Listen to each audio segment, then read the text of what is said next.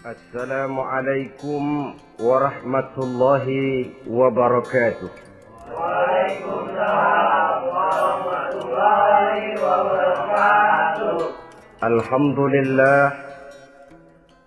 Alhamdulillahillazi anzala al-Qur'an hudan lin-nasi wa bayyinatin minal huda wal furqan. Wassalatu wassalamu ala asyrafil anam wa ala alihi wa ashabihil kiram, amma ba'du. Saudara-saudara kaum muslimin rahimakumullah. Setiap penganut agama di dunia ini mempunyai sesuatu kitab yang dianggapnya sebagai kitab suci. Orang Hindu punya kitab Weda. Orang Buddha punya kitab Tripitaka. Yahudi mempunyai Taurat. Nasrani mempunyai Injil.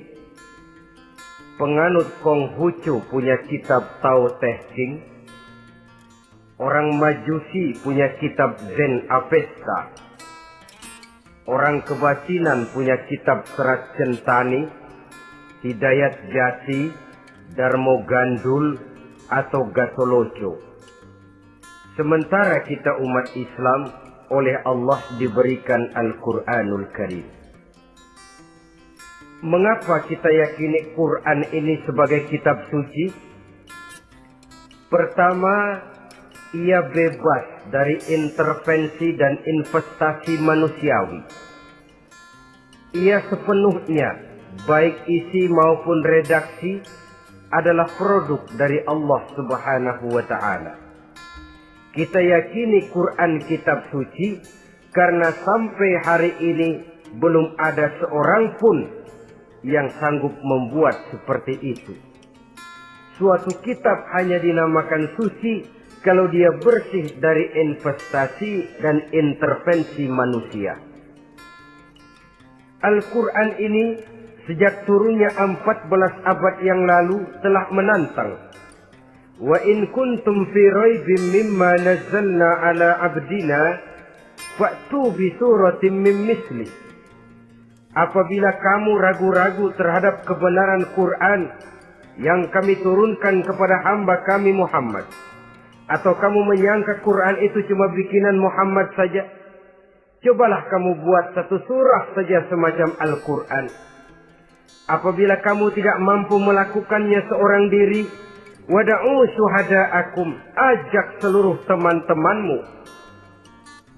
Sejak tantangan ini turun 14 abad yang lalu, sampai hari ini, tidak seorang pun yang sanggup membuat satu surah saja semacam Al-Quranul Karim.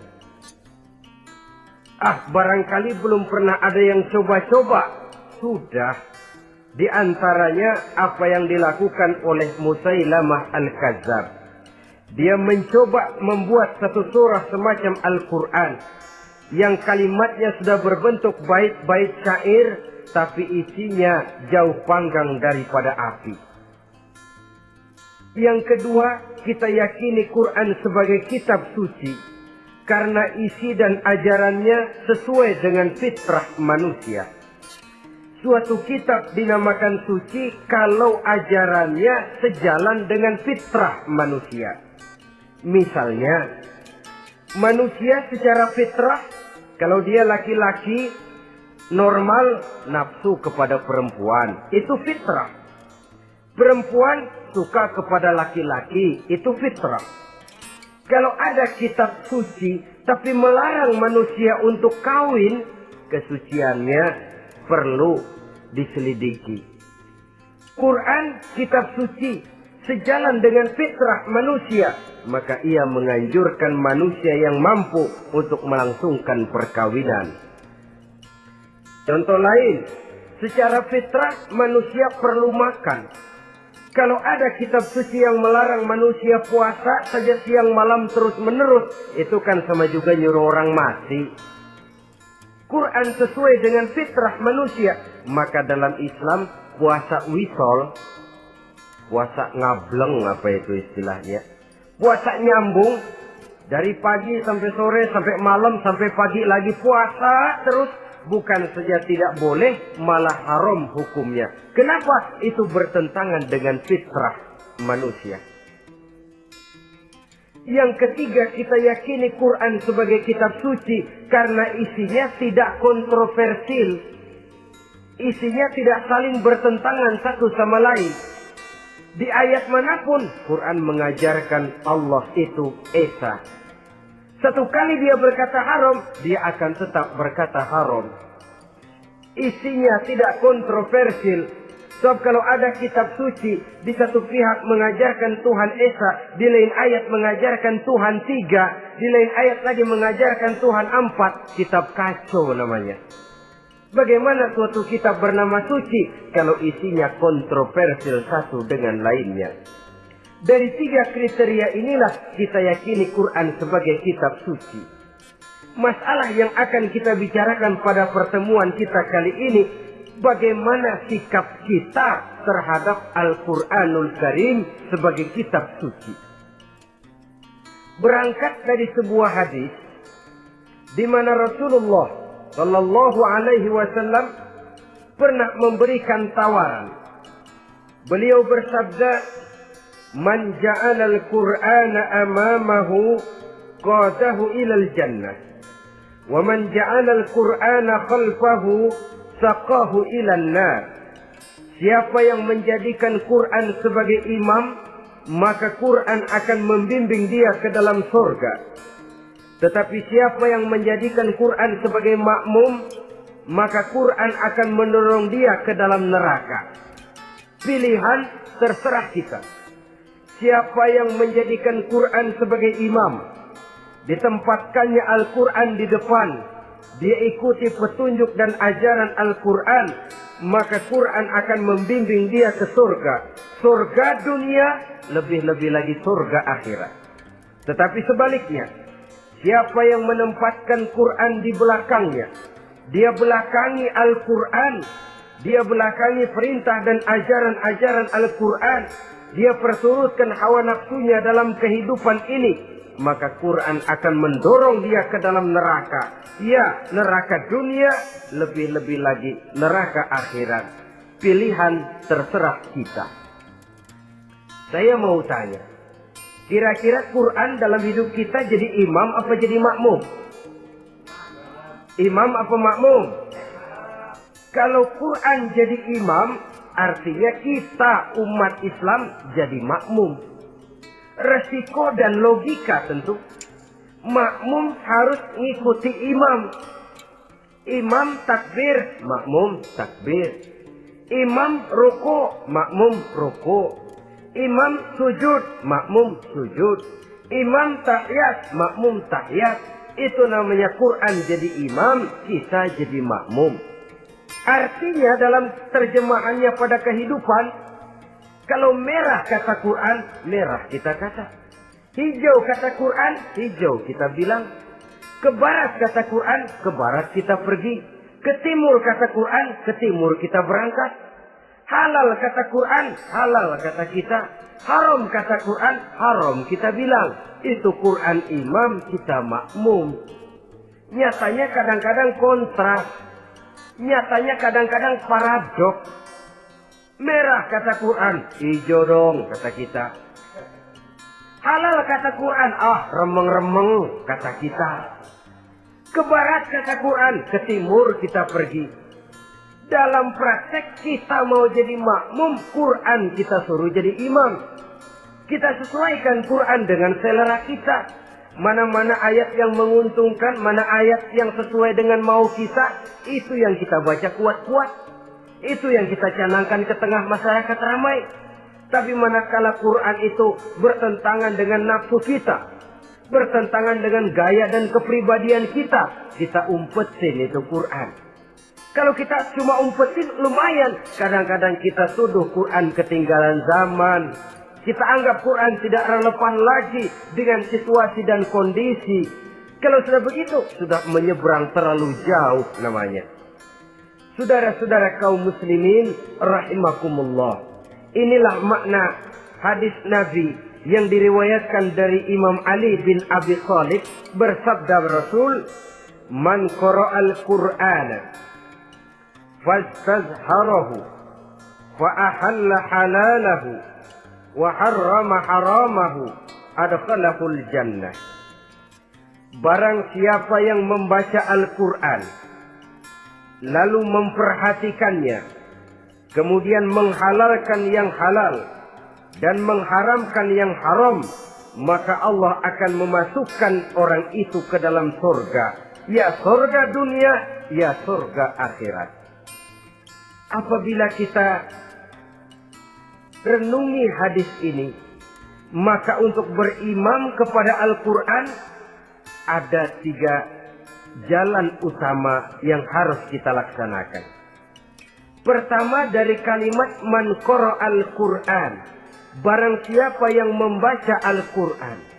Ini artinya siapa yang ingin menjadikan Quran sebagai imam di dalam kehidupan, jalan pertama yang harus ditempuhnya menanamkan kegemaran membaca Al-Quranul Karim. Al-Quran gharibun fima baina qaumin la yaqra'una. Quran akan jadi asing, Quran akan jadi aneh kalau terletak di tengah rumah orang Islam yang tidak suka membaca Al-Quranul Karim. Jadi langkah pertama, tanamkan kegemaran membaca Al-Quran. Saya tidak menyalahkan kalau remaja kita gandrung kepada Stevie Wonder.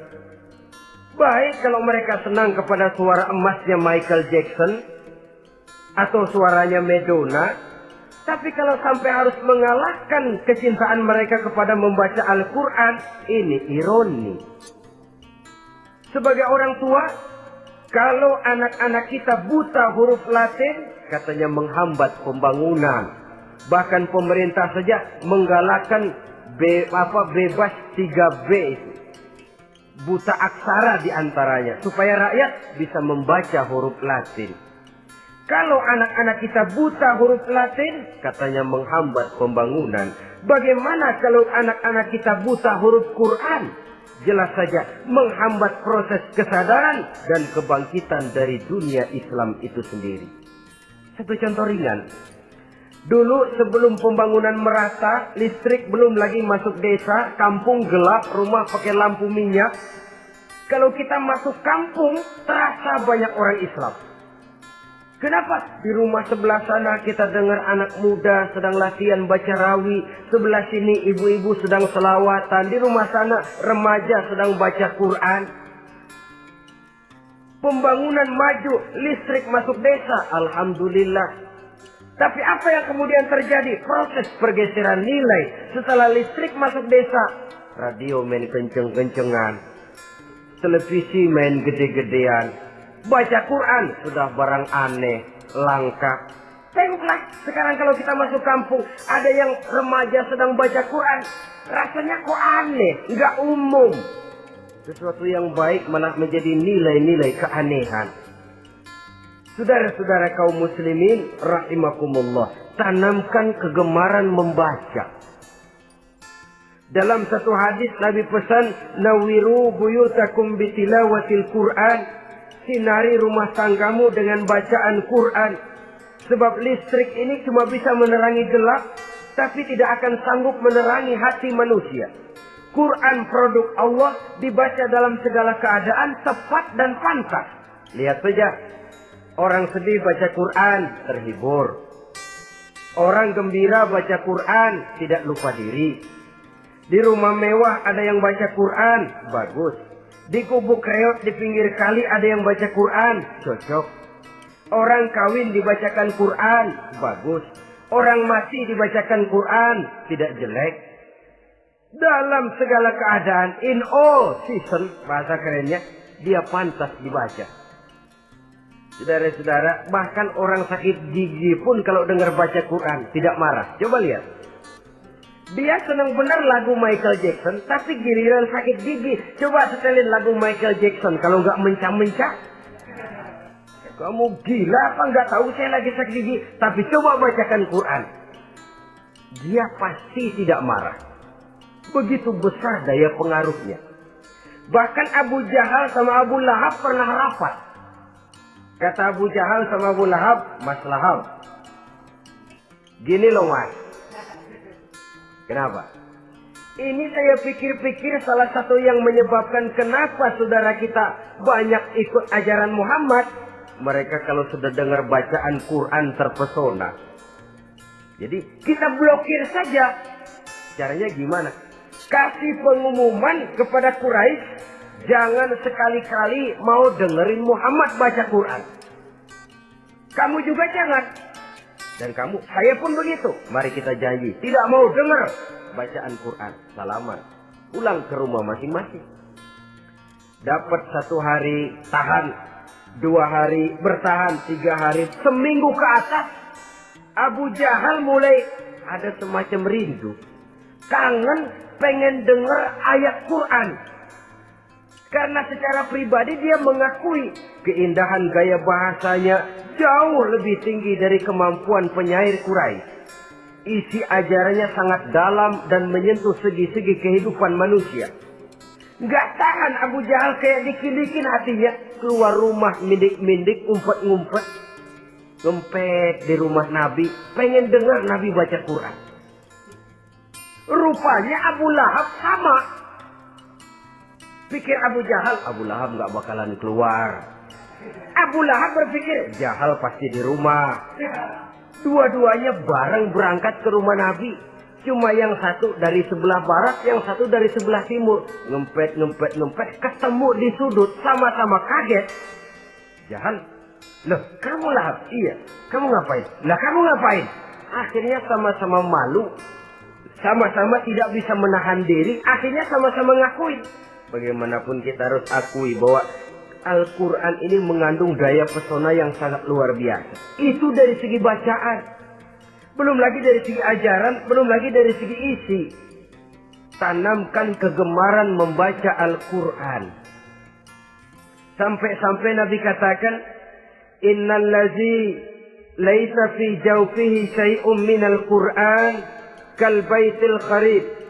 Orang yang dari tenggorokannya belum pernah keluar ayat Quran barang sepotong pun, belum pernah ngaji barang seayat pun, itu orang kata Nabi kal baitil kharib, kayak rumah kosong.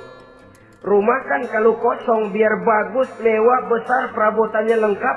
Kalau kosong angker. Setan kuntilanak memedi betah benar di situ.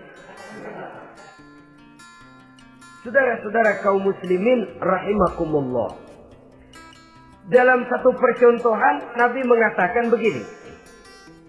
Masalul mu'minil ladzi yaqra'ul Qur'an kamasalil utrujah. Rihuha thayyibun wa ta'muha thayyibun. Orang mukmin yang suka membaca Quran adalah ibarat buah utrujah. Baunya wangi, rasanya lezat. Kira-kira kalau di negeri kita buah apa utrujah itu? Semacam jeruk yang manis lah. Sudah baunya wangi, rasanya enak. Itu buah itu. Orang mukmin yang suka baca Quran kayak buah itu. Baunya wangi, rasanya enak. Artinya syiarnya hidup, isinya memang orang mukmin.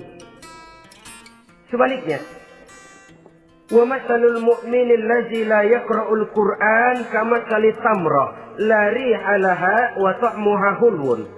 Orang mukmin yang tidak suka baca Quran kayak korma. Rasanya emang manis, cuman kagak ada baunya. Artinya apa? Syiarnya kurang. Kalau orang belum tapi kenal kan kagak mau makan korma. Kenapa? Nggak ada baunya. Daya tariknya kurang, walaupun rasanya enak. Kalau daya tariknya nggak ada, kan nggak ada iklannya, tidak ada syiarnya. Itu orang mukmin yang tidak suka membaca Quran. Ibarat buah, nggak ada baunya, walaupun rasanya enak. Orang kurang tergerak, kurang syiar, kurang daya tarik. Sebaliknya, wa masalul munafiq allazi yaqra'ul Qur'an kamasalir raihanah. Rihuha thayyibun wa ta'muha murrun. Orang munafik yang suka baca Quran seperti buah raihanah. Apa itu? Baunya wangi, rasanya pahit. Orang munafik baca Quran kayak buah itu. Baunya sih enak, cuman rasanya pahit. Ya munafik baca Quran. Siarnya sih lumayan, daya tariknya hebat, isinya munafik. Nah, paling jelek orang munafik yang gak suka baca Quran. Wa masalul munafiqil ladzi la yaqra'ul Qur'an kamasalil hanzalah laisa laha rihun wa ta'muha murrun. Orang munafik yang tidak suka baca Quran seperti buah hanzalah, sudah enggak ada baunya, rasanya pahit lagi. Kalau buah pacek kali. Udah baunya kagak ada, kalau dimakan bikin orang celeng. Saudara-saudara kaum muslimin rahimakumullah, tanamkan kegemaran membaca Al-Qur'an, karena membaca Al-Qur'an merupakan ibadah yang besar. Bahkan kata Nabi, afdalu ibadati abdi qiraatul Qur'an. Nilai ibadah yang paling baik dari hambaku adalah ibadah membaca Al-Qur'an. Dalam sholat pahalanya lebih besar di luar sholat daripada di luar sholat. Dengan wudu pahalanya lebih besar daripada tanpa wudu.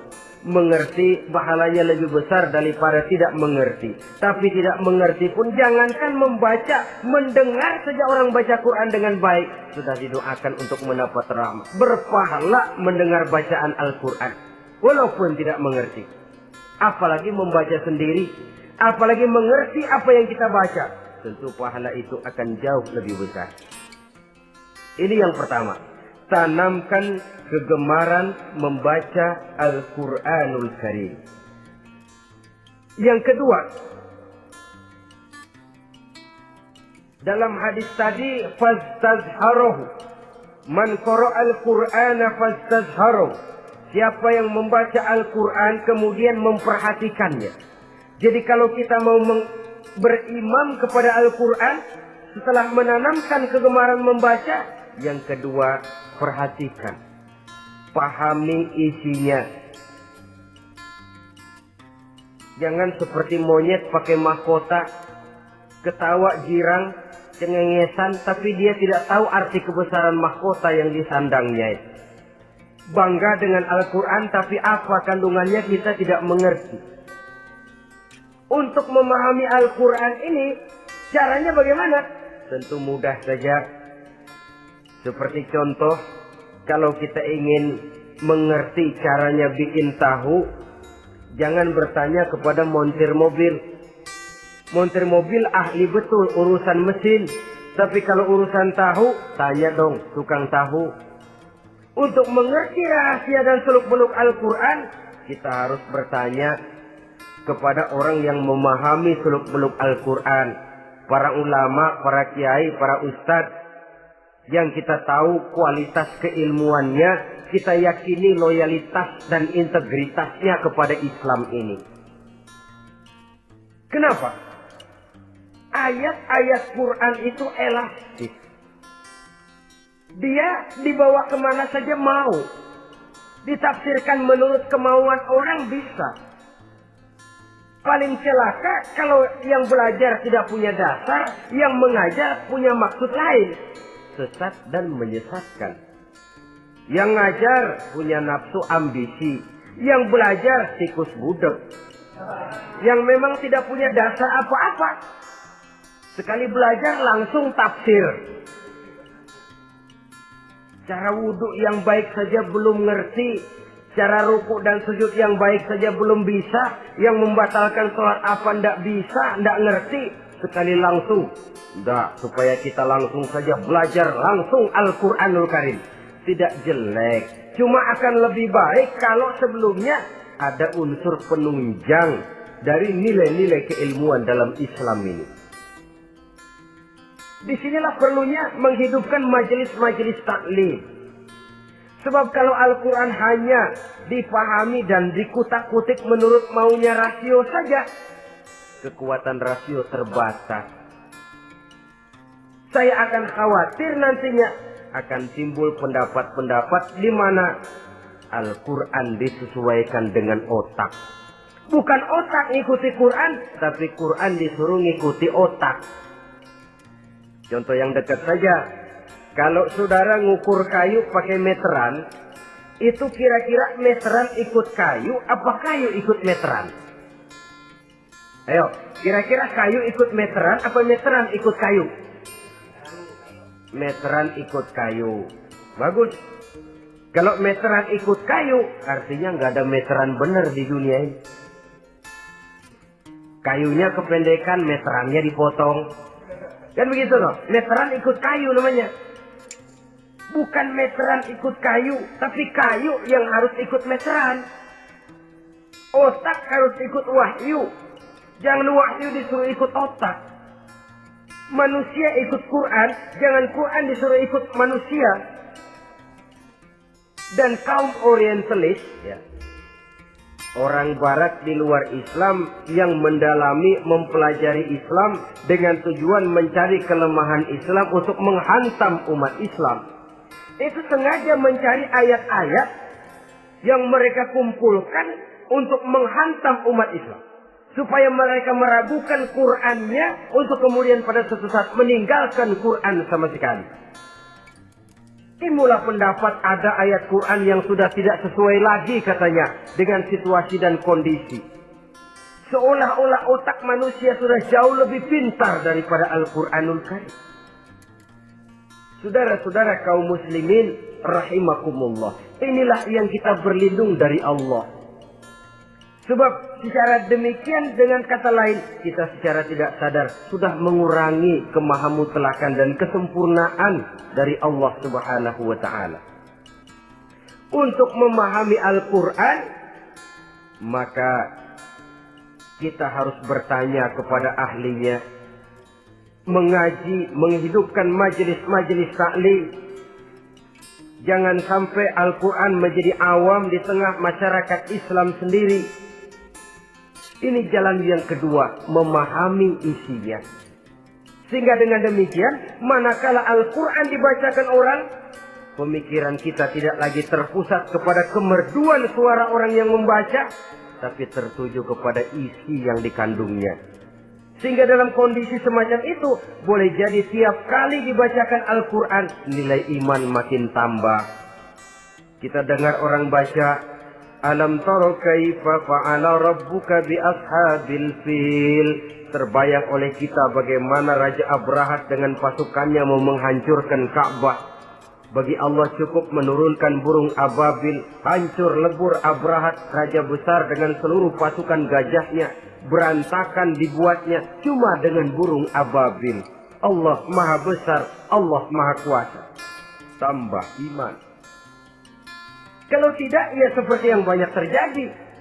Quran menceritakan azab, kita malah kesenangan. Walakum azabun alim. Kamu akan mendapat azab yang pedih. Kita teriak di pojokan, toyib, toyib. Allah, alhamdulillah. Digambarkan azab malah baik-baik.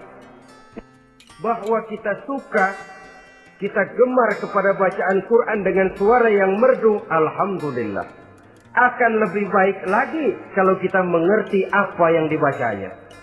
Sebab perintah membaca tersirat makna perintah untuk memahami. Perintah memahami tersirat makna untuk mengamalkan. Dengan kata lain, kita hanya bisa mengamalkan Quran dengan baik kalau kita mengerti isinya. Kita hanya bisa mengerti isinya kalau kita rajin membacanya.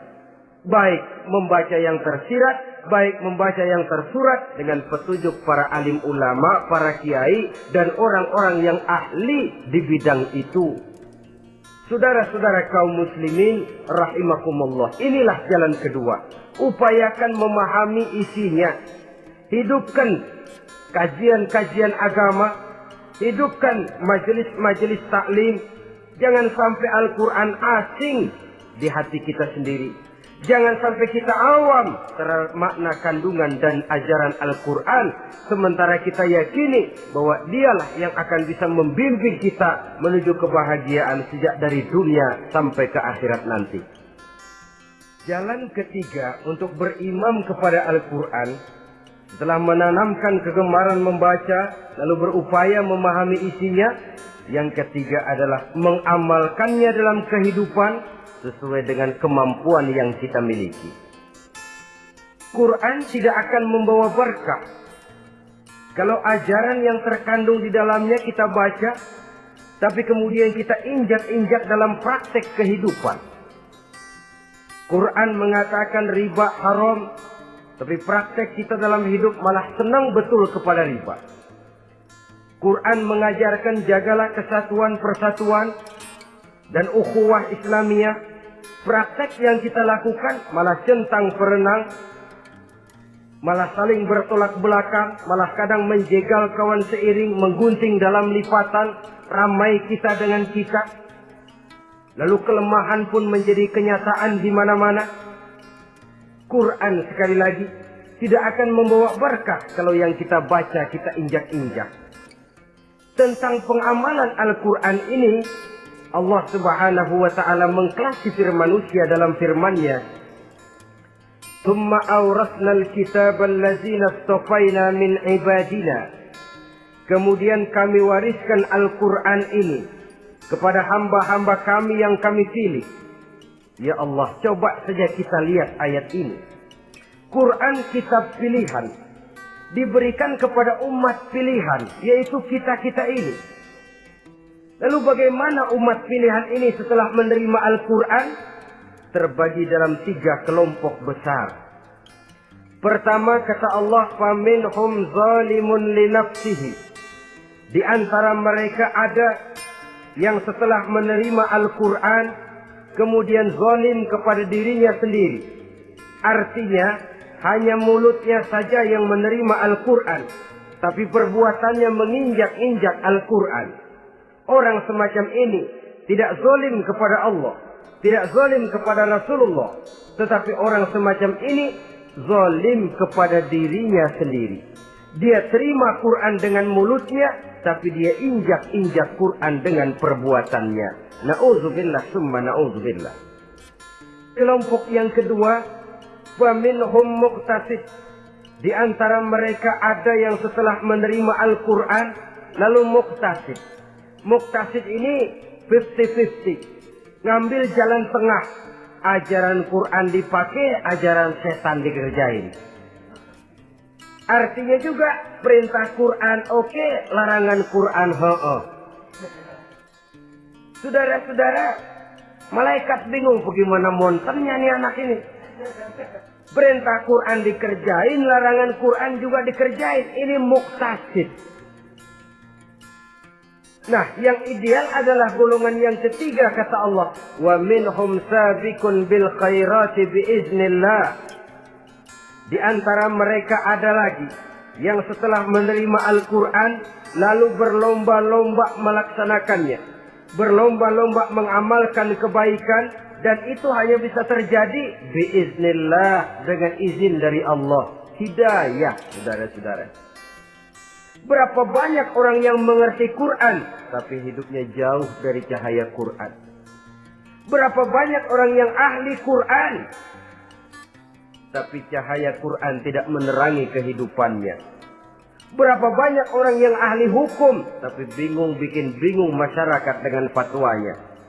Saudara-saudara kaum muslimin, kenapa bisa terjadi? Itu tidak ada hidayah, tidak biiznillah, tidak ada izin dari Allah. Maka bisa membaca Quran, alhamdulillah. Bisa memahaminya, kita bersyukur kehadirat Allah. Lebih penting dari itu, kita mohon hidayah agar bisa mengamalkannya sesuai dengan kemampuan kita. Saudara-saudara kaum muslimin rahimakumullah. Mana yang lebih banyak di zaman kita sekarang ini? Kita bisa analisa. Ada yang menerima Quran hanya dengan mulutnya saja. Kalau ditanya, Tuhanmu siapa? Allah. Kiblatmu mana? Ka'bah. Saudaramu siapa? Umat Islam. Kitab sucimu apa? Quran. Kamu bisa baca? Enggak. Ya, kalau cuma enggak bisa baca, barangkali kadang-kadang Quran saja pun tidak punya. Ini yang ironi, ini yang menyedihkan. Saudara-saudara kaum muslimin rahimakumullah. Tanpa melaksanakan konsepsi Al-Quran di dalam kehidupan,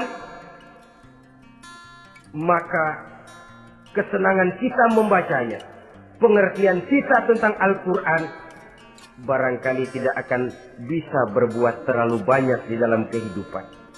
Maka sekarang ini sudah ada terjemahan Quran dalam bahasa Indonesia, dalam bahasa daerah, dalam bahasa Inggris, Belanda, bahkan Jerman, yang masih harus terus dan selalu ditingkatkan terjemahan Quran di dalam kehidupan. Dengan kata lain, kita umat Islam manunggal dengan Quran kita. Jangan cuma jadi kebanggaan Islam tinggi, tidak ada yang lebih tinggi dari Islam. Quran kitab suci, tidak ada yang bisa menandinginya. Qurannya, tapi umatnya, kadang-kadang kita ini jauh panggang daripada api. Kita bersyukur musabaqah tilawatil Quran dihidupkan dengan biaya bermiliar rupiah. Sejak dari tingkat kelurahan, kecamatan, wali kota, provinsi, sampai kepada tingkat nasional, untuk menanamkan kegemaran membaca Quran. Setelah itu, hendaknya diadakan peningkatan dengan upaya memahaminya. Sehingga pada suatu saat, boleh kita adakan musabaqah pengamalan Quran. Hadiahnya sudah langsung dari Allah sendiri. Ini yang kita perlu berlomba mengamalkan ajaran Quran. Sabiqun bil khairat, berlomba mengamalkan ajaran-ajaran Al-Quranul Karim. Nah, oleh karena Al-Quran ini dalam bentuknya yang umum kadang-kadang hanya menjelaskan satu persoalan secara global, kita memerlukan tuntunan sunnah dari Rasulullah Sallallahu Alaihi Wasallam. Umpamanya, Quran hanya mengajarkan aqimis sholat, dirikan sholat. Caranya bagaimana? Tidak ada cara sholat dalam Quran. Dari mana kita tahu cara sholat? Dari sunnah. Itu sebabnya selain Al-Quran sebagai sumber utama, kita memerlukan sunnah. Bahwa sholat pakai takbiratul ihram di Quran tidak ada. Bahwa sholat pakai tahiyat dalam Quran tidak ada. Jadi kalau orang cuma Quran saja, tidak ada sunnah itu, ya bagaimana kita bisa sholat? Quran cuma mengatakan wa atimul hajja wal umrata lillah, laksanakan haji dan umrah karena Allah. Bagaimana manasik haji? Bagaimana cara sa'i? Bagaimana cara wukuf? Bagaimana cara melontar? Tidak ada dalam Quran. Yang memuat itu tidak lain sunnah. Untuk memahami Quran dan sunnah ini, kita memerlukan orang yang menguasai Quran dan sunnah. Oleh karena itu, kita perlu petunjuk kepada para ulama. Itu sebabnya Quran sendiri mengatakan, wa in tanaza'tum fi syai'in farudduhu ila Allahi wa rasulih. Apabila kamu berbeda pendapat tentang suatu persoalan, kembalikan kepada Allah dan Rasulnya. Kembalikan kepada Allah artinya kembalikan kepada Quran. Kembalikan kepada Rasul maksudnya kembalikan kepada sunnah. Siapa yang mengerti Quran dan sunnah? Para ulama yang kualitas ilmunya kita yakini, loyalitas dan kredibilitas serta integritas keislamannya bisa menjadi panutan. Saudara-saudara kaum muslimin rahimakumullah.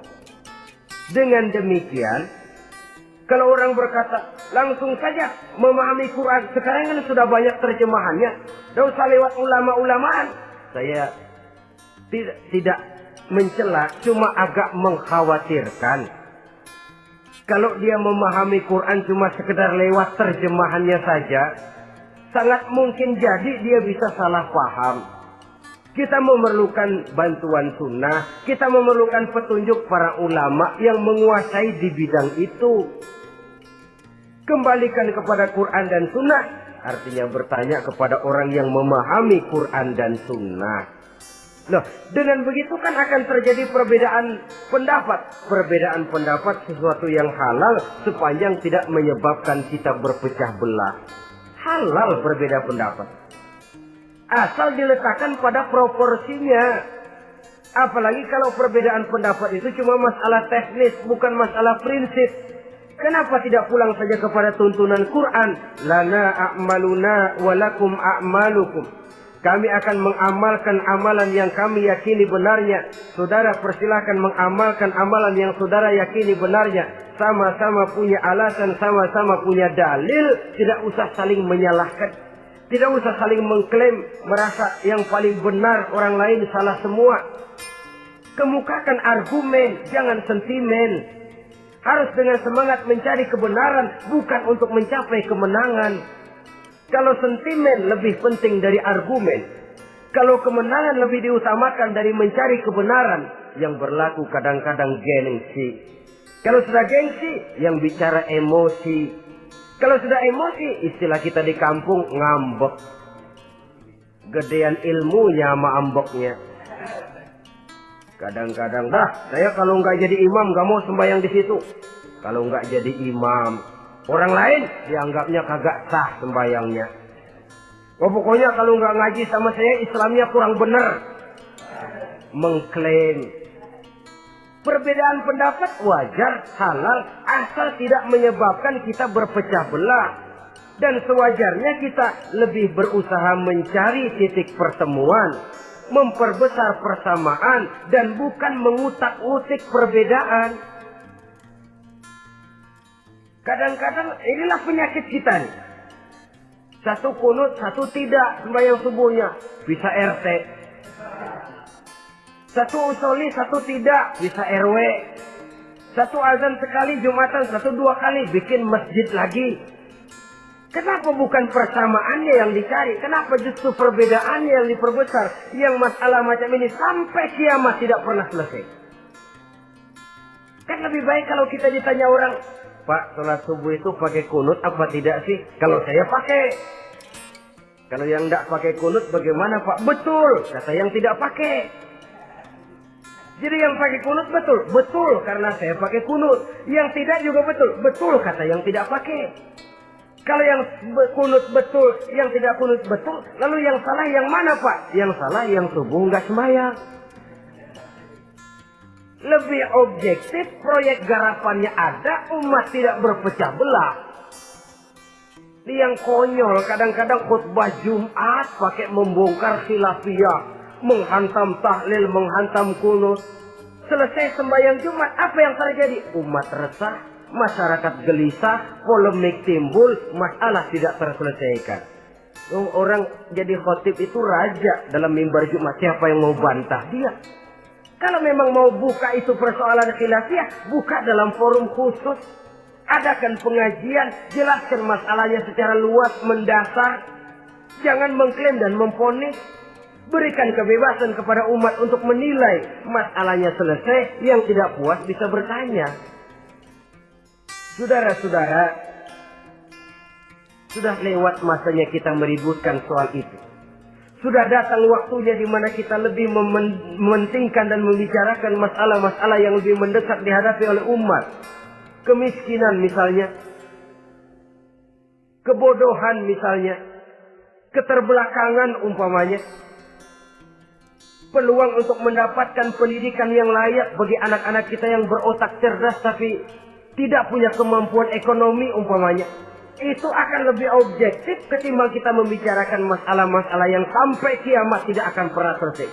Yang hanya akan menyebabkan kita menjadi lemah, persatuan koyak, solidaritas sosial lalu menurun, saling curiga menjadi tumbuh karenanya, dan pada akhirnya kita tidak akan pernah bisa berbuat banyak. Untung kalau tidak menjadi tertawaan bagi orang yang berdiri di luar pagar. Saudara-saudara kaum muslimin rahimakumullah. Sekali lagi, Al-Quran tidak akan membawa berkah kalau yang kita baca kita injak-injak.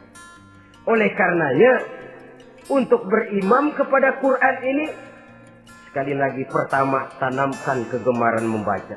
Yang kedua, upayakan memahami isinya melalui bimbingan orang yang ahli bidang itu. Yang ketiga, amalkan sesuai dengan kemampuan. Sebab itu ada prinsip, kalau isi suatu hadis nampaknya bertentangan dengan otak, kesohihan hadis itu boleh diperiksa. Tapi kalau ayat Quran nampaknya bertentangan dengan otak, otaknya yang harus diperiksa. Jangan Qur'annya lalu disesuaikan dengan otak. Sebab kalau kita sudah berani berteori, ada ayat Quran yang tidak sesuai dengan keadaan. Ayat yang mana? Yang ini. Tahun depan tambah lagi. Tahun depan tambah lagi. Makin lama makin habis Al-Quran itu. Yang perlu diperbarui cara kita memahami Quran. Bukan dengan mengemukakan teori ayat Quran kehilangan relevansi. Cara kita memahami barangkali yang kurang relevan. Dalam situasi, dalam konteksnya dengan situasi dan kondisi. Jangan lupa, Al-Quran ini kan untuk semua umur. Dia bisa dipahami secara filosofis, dia bisa dipahami dengan kacamata orang awam. Tingkat kemampuan berpikir orang tidak semuanya sama. Kalau semua orang kita mau ajak berfilsafat, merenung dalam-dalam, menerawang tinggi-tinggi, ialah buat mereka yang terjangkau oleh perguruan tinggi. Tapi buat saudara-saudara kita, pedagang-pedagang kecil, petani di desa-desa terpencil, remaja-remaja yang jauh dari sentuhan teknologi canggih, sanggupkah mereka berpikir filosofis? Sementara mereka merupakan bagian terbesar dari kondisi umat ini.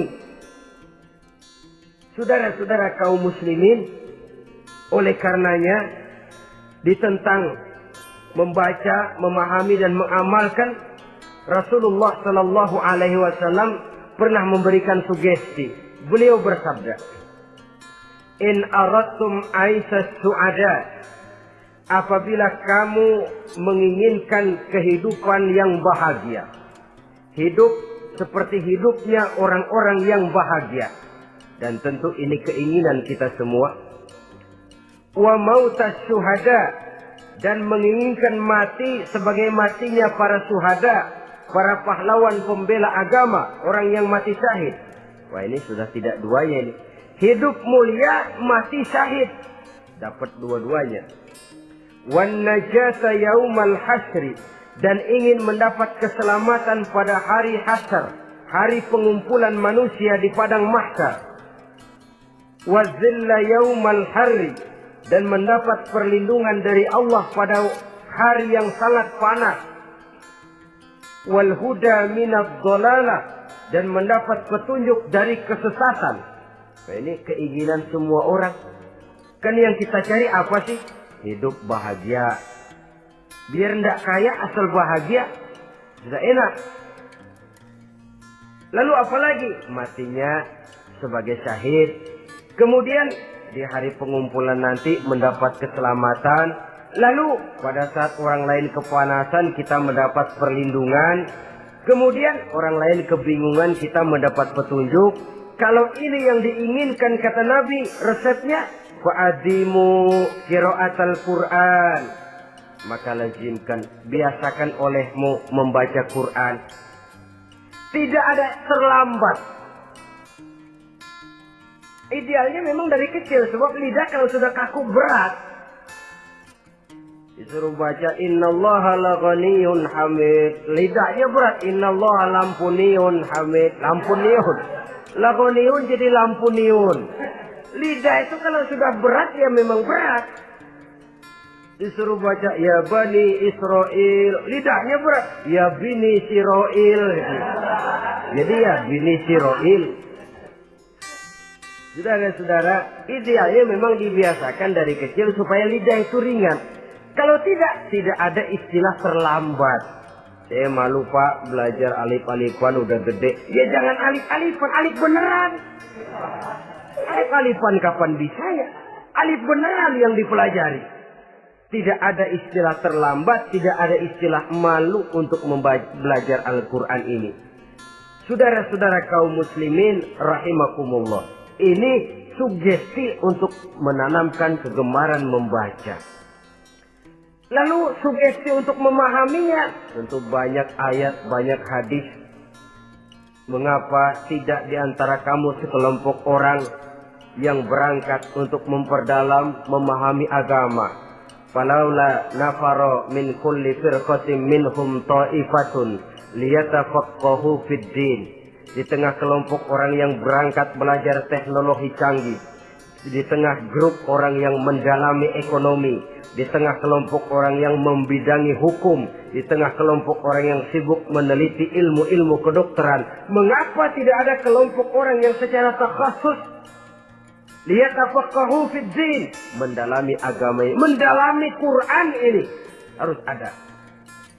Lalu sugesti untuk mengamalkan Al-Quran kelihatan dari peringatan Allah yang kita bisa temukan pada surah Toha ayat 124 sampai dengan 127. Wa man a'rada an zikri, barang siapa yang berpaling dari peringatanku, kata Allah. Barang siapa yang berpaling dari Al-Quran ini, dia terima Al-Quran, dia imani Quran, tapi dia berpaling dari ajarannya, dia injak-injak apa yang seharusnya dia amalkan, dia perturutkan hawa nafsunya, maka kata Allah, fa inna lahu ma'isyatan dhanka, dia akan diberikan satu penghidupan yang sempit. Inna lillahi wa inna ilaihi raji'un. Diberikan hidup yang sempit.